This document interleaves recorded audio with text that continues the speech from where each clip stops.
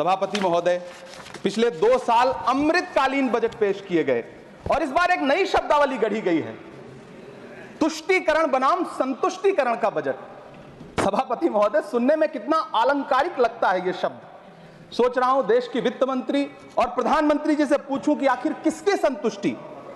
जिस बजट में मनरेगा के लिए 1 रुपए की बढ़ोतरी ना हो, वही पुराना 86,000 करोड़, जबकि पहले ही 9,754 करोड़ का घाटा हो।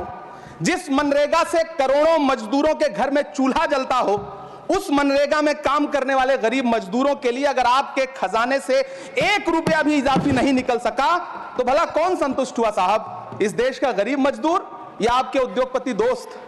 वो जो महाराष्ट्र में लोकसभा और विधानसभा के बीच में 40 लाख मतदाता बढ़ाए गए थे, अरे उन्हीं के लिए मनरेगा का थोड़ा सा बजट बढ़ा देते।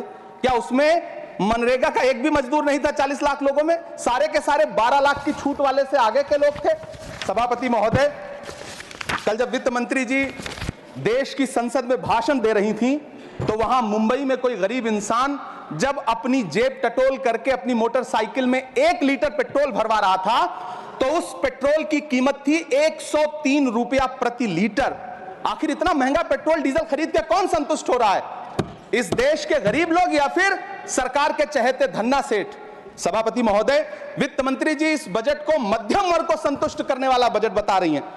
अरे मैडम, हम आप यहां पर बैठे रहते हैं और वहां बाहर इसी दिल्ली में 1 लीटर दूध, चाहे वो अमूल का हो या फिर मदर डेयरी का हो, उसकी कीमत 73 रुपए लीटर है। इतना महंगा बेच करके कौन संतुष्ट हो रहा है? गरीब जनता या आपके धन्ना सेठ दोस्त? सभापति महोदय, इस सरकार का बाजार और महंगाई पर कोई नियंत्रण नहीं रह गया है। चाहे देश में लहसुन 400 रुपए किलो बिक जाए, टमाटर 100 रुपए किलो बिक जाए, प्याज का दाम सुनकर आंखों में आंसू आ जाए, लेकिन वित्त मंत्री महोदया बजट में महंगाई का मां भी नहीं बोलती हैं। बच्चों की किताब और पेंसिल तक पर टैक्स लगाने वाले सरकार से मैं पूछना चाहता हूं कि आप मध्यम वर्ग का हितैषी बताते हैं, खुद को तो शर्म नहीं आती है? खुद को धार्मिक कहने वाली सरकार भगवान श्री कृष्ण के प्रिय खाद्य पदार्थों, दही और मक्खन तक पर जीएसटी लगाती है और बात करती है मध्यम वर्ग की हिमायती होने की। जिंदा रहते हुए जनता से हर चीज पर टैक्स वसूलने वाली यह सरकार कम से कम मरने पर तो लोगों को बख्श देती, लेकिन नहीं, वहां भी लूटना है। अंतिम संस्कार के सामान, अगरबत्ती, धूप बत्ती, केवड़ा जल, चंदन पाउडर, जौ, बताशा, काला तिल, पंचरत्न, कपूर और कफन तक पर टैक्स लेने वाली यह सरकार किस मुंह से खुद को मध्यम वर्ग का हितैषी बताती है? कौन सी संतुष्टि? किसकी संतुष्टि? कदम कदम पर टैक्स देकर लूटने वाली जनता की, या फिर जनता से टैक्स वसूल करके धन्ना सेठों का खजाना भरने वाली सरकार की? किसकी संतुष्टि? सभापति महोदय, 18 अगस्त 2015 आरा का बिहार का ऐतिहासिक मैदान, सजा हुआ मंच, हजारों की भीड़ और सामने खड़े हुए देश के प्रधानमंत्री का भाषण। बिहार के भाइयों बहनों, आज मैं बिहार के लिए पैकेज की घोषणा कर रहा हूं। 50,000 करोड़ कर दूं कि ज्यादा कर दूं? अखिलेश भाई, 60,000 करोड़ कर दूं कि ज्यादा कर दूं? 70,000 करोड़ कर दूं कि ज्यादा कर दूं? 80,000 करोड़ कर दूं कि ज्यादा कर दूं? चलो, मैं बिहार को 1.25 लाख करोड़ का पैकेज दे रहा हूं। 10 साल हो गए सभापति महोदय, वही ढाक के 3 पात।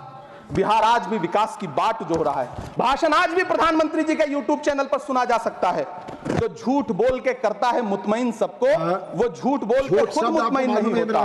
सभापति महोदय, ये तो राहुल जी का असर है। कौन सा शब्द सर? कौन सा शब्द? झूठ। ठीक है सर, मिथ्या बोल करके। जो मिथ्या बोल के करता है मुतमईन सबको, वो मिथ्या बोल के खुद मुतमईन नहीं होता। ये राहुल जी का असर है। जो मखाना बोर्ड की घोषणा हुई, अखिलेश जी आपको याद होगा, भारत जोड़ो न्याय यात्रा में 30 जनवरी 2024 को बिहार के रंगभूमि मैदान में राहुल गांधी जी का पूर्णिया में भाषण था और उसमें मखाना को लेकर उन्होंने आवाज उठाई थी। यह उनका असर है कि आपको मखाना बोर्ड बनाना पड़ा, वरना तो आप मैखाना बोर्ड बनाने वाले लोग हैं। सभापति महोदय, बिहार को झूठे पैकेज और चुनावी दिलासे देना बंद करिए। आज भी जब कोसी में बाढ़ आती है तो पूरा सीमांचल बर्बाद हो जाता है। मैंने उस तबाही को अपनी आंखों से देखा है। 2016-17 की बाढ़ में अपने इन्हीं हाथों से राहत सामग्री बांटी है मैंने। अगर सच में बिहार के लिए कुछ करना चाहते हैं तो बिहार को बाढ़ से बचाने का प्रबंध करिए। पूर्णिया एयरपोर्ट 10 साल से बाट जो रहा है, घोषणा 2014 में हुई, बन के आज तक तैयार नहीं हुआ। अलीगढ़ मुस्लिम विश्वविद्यालय का किशनगंज सेंटर बजट के अभाव में दम तोड़ता जा रहा है। मैंने पिछले बजट सत्र में भी आवाज उठाई थी। आज फिर वित्त मंत्री जी से अनुरोध करना चाहता हूं, दामन फैला करके, कि अलीगढ़ मुस्लिम विश्वविद्यालय का किशनगंज सेंटर बन जाने दीजिए। आखिर कौन सी नफरत है? ये मुल्क हमारा भी है, इस मुल्क की मिट्टी में हमारा भी खून पसीना शामिल है। हमसे इतनी भी क्या नफरत? रिश्तों की ये नाजुक डोरें तोड़ी थोड़ी जाती हैं, अपनी आंखें दुखती हो तो फोड़ी थोड़ी जाती हैं। सभापति महोदय, अल्पसंख्यक मंत्रालय का बजट काटकर मौलाना आजाद नेशनल फेलोशिप बंद कर देना, प्री मैट्रिक स्कॉलरशिप बंद कर देना, नई मंजिल योजना बंद करना, धरोहर योजना बंद करना, 2024-25 के बजट में माइनॉरिटी मिनिस्ट्री के लिए 3,183 करोड़ रुपए की घोषणा हुई। लेकिन देश को हैरत होगी कि बाद में समीक्षा करके लगभग आधा कर दिया गया, 1,868 करोड़ रुपए। मैं तो सरकार से पूछना है कि कौन संतुष्ट हुआ? इस देश का अल्पसंख्यक संतुष्ट हुआ या आप संतुष्ट हुए? किसका संतुष्टिकरण? सभापति महोदय, मैं प्रधानमंत्री जी से कहना चाहता हूं कि आप ही ने 1 मार्च 2018 को किंग अब्दुल्ला को, जॉर्डन के किंग अब्दुल्ला को मेहमान बना करके इसी दिल्ली में एक कॉन्फ्रेंस में कहा था कि मैं मुसलमानों के एक हाथ में कंप्यूटर और दूसरे हाथ में कुरान देना चाहता हूं। कंप्यूटर देने की बात तो छोड़िए, पढ़ाई के लिए जो स्कॉलरशिप मिल रही थी उसको भी छीन लिया आपने। किसको संतुष्ट करने के लिए? हम समझते हैं इस साजिश को। आप माइनॉरिटी मिनिस्ट्री का बजट काटते काटते एक दिन मिनिस्ट्री को ही बंद कर देना चाहते हैं। वो जहर देता तो सबकी नजर में आ जाता, सो ये किया कि हमें वक्त पर दवाएं न दी। सभापति महोदय, मैं तो वित्त मंत्री जी से पूछना चाहता हूं आपके माध्यम से कि शायद आपको पता ही नहीं है कि गृहस्थी चलाने वाली एक गृहिणी की मुश्किलें क्या क्या होती हैं। आपने कभी सोचा भी नहीं होगा कि जब वो किचन में सब्जी बनाने के लिए कड़ाई में तेल डालती है तो उसके साथ उसके आंसू भी गिरते हैं। सभापति महोदय, शायद उन्हें पता भी ना हो कि एक छोटी सी गाड़ी और एक छोटे से फ्लैट का ईएमआई भरने के बाद इस देश का एक गरीब इंसान जब अपने बच्चों की फीस भरने के बारे में सोचता है तो उसे कितनी खुशियों का गला घोंटना पड़ता है। शायद उनको पता भी नहीं है कि फसल बेच करके बिटिया की शादी का सपना सजाने वाला किसान जब अपनी फसल बर्बाद देखता है तो कितनी रातें सो भी नहीं पाता है। सभापति महोदय, शायद वो कभी इस पीड़ा को समझ ही नहीं पाएंगी कि परिवार के किसी एक सदस्य को कैंसर जैसी बीमारी हो जाए तो घर और जमीनें गिरवी रख उठती हैं लेकिन इलाज नहीं हो पाता। सभापति महोदय, इसी देश की संसद में कभी स्वर्गीय सुषमा स्वराज जी ने कहा था कि जब देश की करेंसी गिरती है तब देश की प्रतिष्ठा गिरती है। एक तरफ कोलंबिया जैसा छोटा सा देश और उसके प्रधानमंत्री गुस्तावो पेत्रो खड़े हैं जो कोलंबिया के नागरिकों को हथकड़ी लगाकर लाने वाले जहाज को अमेरिका बैरंग वापस लौटा दे रहे हैं, और दूसरी तरफ हमारे प्रधानमंत्री जी खड़े हैं जो बेड़ी और हथकड़ी लगा करके लाए गए बेटों के अपमान पर एक शब्द नहीं बोल रहे हैं। सभापति महोदय, मैं इतिहास के पन्ने पलट रहा हूं, मुझे 2 किरदार याद आ रहे हैं। एक तरफ निक्सन के 7वें बेड़े की धमकियों के सामने लोहे की तरह अडिग इंदिरा गांधी खड़ी हैं, तो दूसरी तरफ खुद ही नमस्ते ट्रंप का नारा लगाते हुए प्रधानमंत्री जी खड़े हैं। मेरे कानों में सुषमा स्वराज जी की आवाज गूंज रही है। बहुत कम बोलने वाले डॉक्टर मनमोहन सिंह ने बहुत ज्यादा बोलने वाले प्रधानमंत्री जी को जब देश की बागडोर सौंपी थी तो $1.58 का था, आज 85 से 87 के बीच में झूल रहा है। इन दिनों रुपए की अहमियत गिरती है तो न तो देश की प्रतिष्ठा गिरती है, ना प्रधानमंत्री की गरिमा। जिस देश में 80 करोड़ लोगों को 5 किलो राशन के लिए कतारों में लगना पड़ता हो, उस देश में यह सरकार 12 लाख तक के टैक्स ना लेने के लिए अपनी पीठ थपथपा रही है।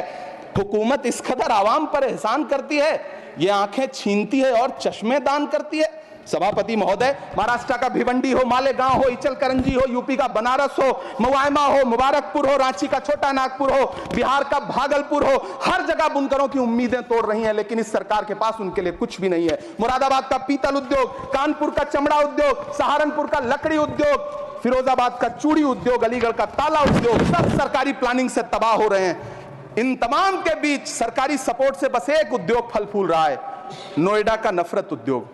सभापति महोदय, जिस देश में 40 से 45% मेडिकल फैकल्टी की सीट खाली हो, वहां बजट में 75,000 नए मेडिकल सीट्स का ऐलान हो रहा है। सरकार बहादुर, कम से कम इस देश के पढ़े लिखे युवाओं को तो मूर्ख समझना बंद करिए। वो अब तिजारती पहलू निकाल लेता है। पहले 7500 मेडिकल सीट्स बाद में बनाइएगा, पहले जो एम्स में 2161 पद खाली पड़े हैं उनको तो भर दीजिए। वो अब तिजारती पहलू निकाल लेता है। मैं कुछ कहूं तो तराजू निकाल लेता है। मैं इसलिए भी तेरे फन की कद्र करता हूं तो झूठ बोल के आंसू निकाल लेता है। सभापति महोदय, फिर झूठ आया है, मैं उसे मिथ्या कर दे रहा हूं। शायरी में बार बार आ जाता है, क्या करूं महोदय। काश ये बजट, सभापति महोदय, वो एक शब्द मैं मिथ्या कर दे रहा हूं सर, वो एक शब्द को हटा दीजिए। ध्यान रखें, ऐसे जो भी शब्द होंगे आपके वहां। सभापति महोदय, काश ये बजट बीपीएससी के पेपर लीक की शिकायत करने वाले नौजवानों पर बरसती हुई पुलिस की लाठियों पे जख्मों पर मरहम लगा पाता। सभापति महोदय, पिछले 80 दिन से 70 साल का एक बुजुर्ग एमएसपी की लीगल गारंटी मांगता हुआ आमरण अनशन पे बैठा हुआ है। काश ये बजट किसान नेता जगजीत डल्लेवाल की टूटती हुई सांसों की पीड़ा सुन पाता। काश ये बजट प्रतियोगी परीक्षाओं की तैयारी के लिए दिल्ली, कोटा, पटना, अहमदाबाद जैसे शहरों में, इलाहाबाद जैसे शहरों में किताबों के साथ गल रहे युवाओं के सपनों को जिंदगी दे पाता। काश ये बजट वंदे भारत के सुनहरे विजुअल के बजाय देश की गरीब जनता को कुछ और पैसेंजर ट्रेनें दे पाता। काश ये बजट सीनियर सिटीजन को ट्रेन टिकटों में मिलने वाली रियायतें वापस लौटा पाता जिनको सरकार ने कोविड के नाम पे छीन लिया था। काश ये बजट किसानों की राह में कीले नहीं बल्कि कालीन बिछाने वाला बन पाता। काश ये बजट सरकारी मालिकों को यह समझा पाता कि नेहरू को कोसने से अर्थव्यवस्था नहीं सुधरेगी, उसके लिए डॉक्टर मनमोहन सिंह साहब की अर्थ नीति अपनानी पड़ेगी। पिछले 11 साल से नेहरू जी को कोस रहे हैं, आखिर कब तक कोसिएगा?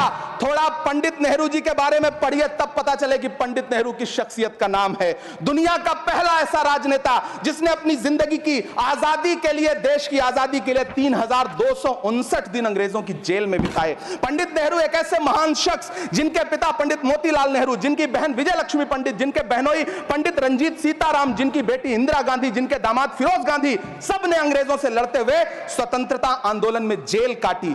आप किस मुंह से उनकी लकीर छोटी करने की बात करते हैं? नहीं कर पाइएगा, 7 जन्मों में नहीं कर पाइएगा, क्योंकि जिस्म की मौत कोई मौत नहीं होती है। जिस्म मिट जाने से इंसान नहीं मर जाते, धड़कने रुकने से अरमान नहीं मर जाते, सांसें थम जाने से ऐलान नहीं मर जाते। जिस्म की मौत कोई मौत नहीं होती है। सभापति महोदय, मैं आपके सामने खड़ा होकर के एक बहुत छोटी सी कहानी सुनाना चाहता हूं कि महान बादशाह सिकंदर ने जब यूनान फतेह किया तो जीत का जश्न मनाने के लिए शहर की सड़कों पर निकला, तो उसने देखा कि पूरा शहर तो जश्न मना रहा है, एक फकीर सड़क के किनारे चादर तान के सो रहा है। सिकंदर को गुस्सा आया, घोड़े से उतरा, उस फकीर के पास गया और उसे सोता देख करके उसे जोर की एक लात मारी और लात मार के कहा कि क्यों रे फकीर, मैंने यूनान फतेह कर लिया, लोग जश्न मना रहे हैं और तू सो रहा है। उस फकीर ने उन्नीदी आंखों से सिकंदर को देखा और देख करके कहा कि शहर जीतना बादशाहों का काम है, लेकिन लात मारना तो गधे का काम है। सभापति महोदय, गरीब जनता को लात मारना बंद करिए। यह अमीरों के लिए बनाया गया बजट है, यह निराशाजनक बजट है। हम अमृतकाल सुनते आ रहे थे, यह अमृतकाल इतनी जल्दी समाप्त हो गया कि अब अमृतकाल का कोई नाम तक नहीं लेना चाहता है। इसलिए मैं इस सदन में खड़ा होकर के देश की वित्त मंत्री महोदया से कहना चाहता हूं कि आपने अल्पसंख्यकों के बजट में जो कटौती की है उसको बहाल करिए। आपने मनरेगा को जो स्थिर रखा है उसका घाटा 9,754 करोड़ है, कम से कम उतना बढ़ा करके फिर से उसे बहाल करिए। नौजवानों के लिए रोजगार दीजिए, किसानों को एमएसपी की लीगल गारंटी दीजिए। यही मैं आपसे अपील कर रहा हूं। धन्यवाद सर, आपने इतना जो समय दिया उसके लिए शुक्रिया। माननीय श्री बाल योगी